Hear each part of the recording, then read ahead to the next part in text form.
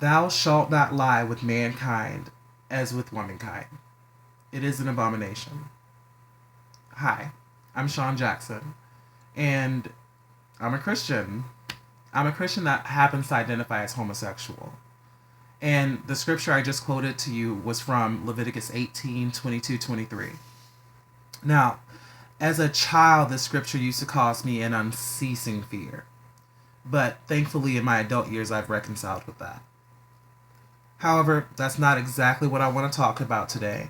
Instead, I'd like to focus on the assumption that as a Christian, I must somehow subscribe to that train of thought.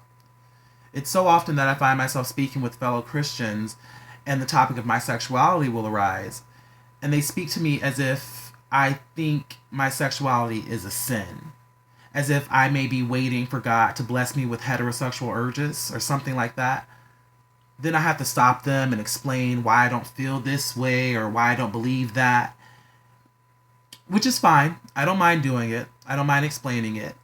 It's a little irritating, but I really don't mind it. The issue that I truly have is that you've now made that assumption that I felt that I was committing a sin. I mean, we all know what happens when you make assumptions, right? Instead, why not ask first what my beliefs on the subjects are? Save us both the time, trouble, worry, and the awkwardness.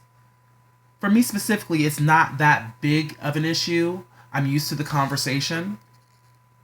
But what if you're out in the world evangelizing or speaking to someone and you run into someone else like me, someone in a similar circumstance, another homosexual? That assumption, that slip of the tongue, could wind up pushing that person further away from God, when all you were trying to do was draw them nearer.